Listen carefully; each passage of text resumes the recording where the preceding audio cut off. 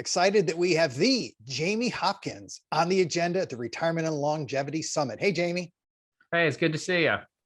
Looking forward to your workshop, Jamie. I know you're going to talk about practice management and you're going to give some coaching advice to the advisors out there. I think it's so timely right now because whenever our practice grows, we keep running into that point where we say, I don't have a lot of capacity and we feel like we're really pushed to the limits. Well, now we have a pandemic out there. Whatever shred of capacity I thought I had, it just went poof. So I think I'm beyond capacity or probably more strained than ever before. Do a lot of advisors feel like that?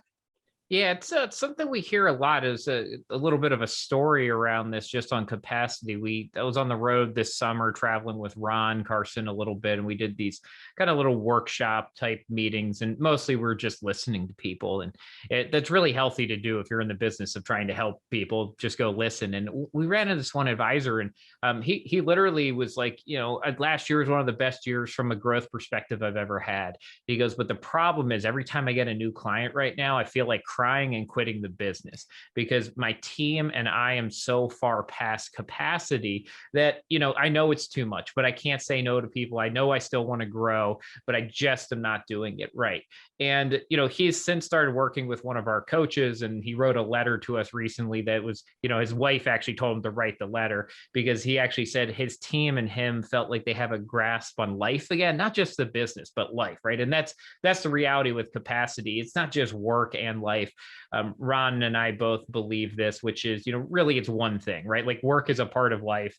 Yes, there's work. So for some people, there's work-life balance. We much more believe in work-life synergy, but if you lose control of one, you often lose control of the other one.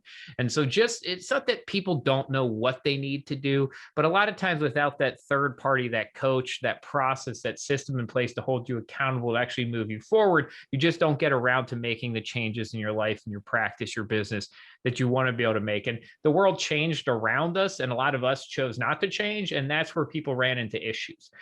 We can't just expect the seas and the country to change and the world and us to stay on the exact same path and think everything's going to be okay. It's leading to burnout, capacity issues, all types of issues.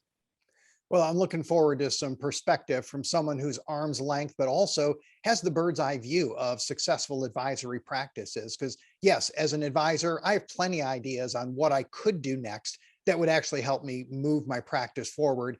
However, sometimes you need a sounding board, or you need someone who can say, well, this is what works. We've seen it work. Why don't you look at this? So looking forward to it, Jamie.